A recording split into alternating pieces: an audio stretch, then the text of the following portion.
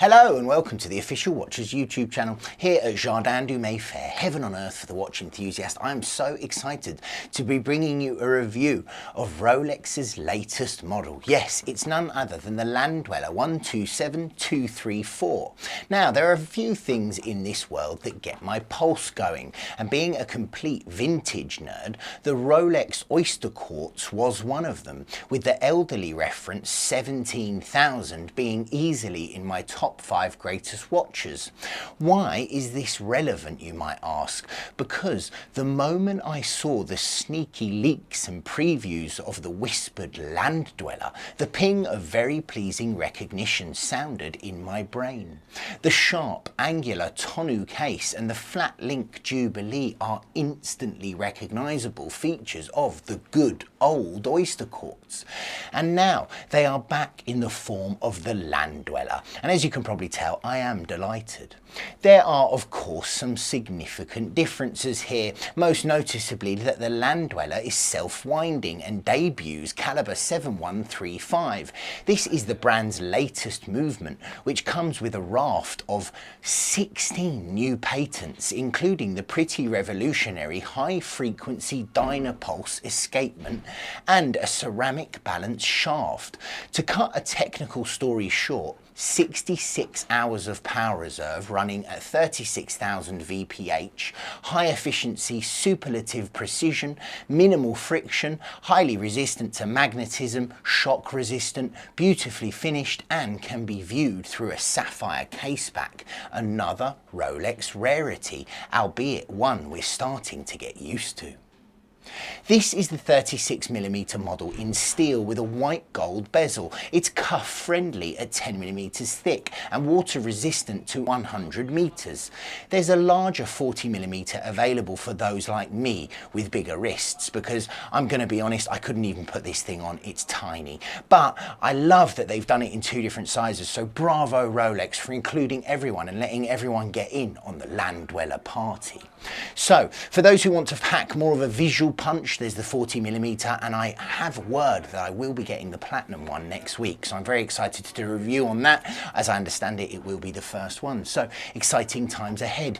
However, the cool kids amongst you, or so I hear, are telling me that 36mm is the sweet spot and maintains the proportion of its founding fathers. Are you probably noticing in the news, GQ, all that kind of thing, you're seeing a lot of Hollywood stars wearing smaller watches now, so small is definitely in, and I think it's slim, it's compact, it's comfortable, and the opaline white dial is superb. It's my favourite thing about it. I absolutely love it, but I do like light bright white dials, I always have.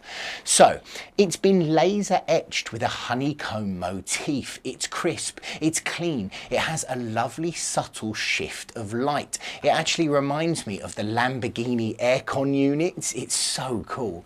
Now at the moment, white is the only dial option on offer, with the exception of ice blue, which is reserved for the platinum line that I mentioned earlier.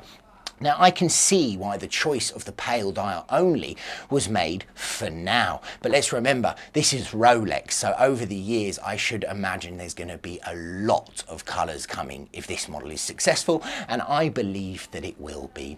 So the laser etching does risk being lost on a darker background, that's in my opinion, so I think if they did do a black dial it would just lose all of the kind of cool features that it has on the dial. But let me know in the comments what you guys think, and I'll probably be eating my words next year because they'll probably make it in all sorts of different colours. Let's see. One thing I'll never recant though is my support for the open 6 and 9 numerals that are also present on the Landweller. They seem to be a bit of a Marmite feature, and I can see the argument that they make an already decorative dial busier, but I'll always be a fan of open 6s and 9s, and I still get a buzz whenever I see them on a beautiful silvered 1680 date wheel. So for me, they're a welcome throwback to a golden era that the OG hails from. Overall, this is a relentlessly positive review. I love the case and the bracelet. The dial is a chef's kiss. The movement is peak cutting edge Rolex. It is quite possible that this could be my favourite current model because it's so clean. Like, when I tell you that when I put this watch on, it makes me feel like I'm wearing a 16202 ST, okay? Now, that's a £70,000 watch. Of course, the Landweller I do feel like will come down as more of them become available. I think Rolex wanted to do it as something like maybe just ever so slightly above the date just range, and it really does feel like that. As I say, this is giving me the same sort of vibe as a watch that costs £70,000. If that's not a good enough review of what I think of it, I don't know what is, because that's why I love it. Anyway, what don't I like about it? I'll be honest, the name isn't great, Landweller. I don't really get where that moniker came from for such a landmark watch. I've just used the word land in that, but you get my point. I don't really understand fully where that name came from, but you know what? I can't think of a better one. Let me know if you can in the comments, and as I say, I don't care because I truly love the watch. I am so excited for the platinum one. It's 40mm, which means it's going to fit me, so we're going to have a lot of fun with that one. So as you can tell, I'm really excited to see it. And I hope you've enjoyed this review of the stainless steel Landweller. Let me know in the comments, guys, what you think of the watch. I can't wait to hear your thoughts on this ever so slightly controversial new release. I'm just going to go on one last little rant here, actually. I think Rolex are sometimes damned if they do, damned if they don't. People say that they just keep changing colours on dials, so they never make new models. Then they make a new model and everybody says they hate it. It's very, very tricky for them to get everything right. I think bravo Rolex. I think keep making new models. You've got to change your lineup here and there. Doesn't mean there has to be 100 models, but they got to keep innovating. And this is innovation. It's horological excellence, if you ask me. Let me know what you think in the comments, guys. And thank you for joining me here at Jardin du Mayfair.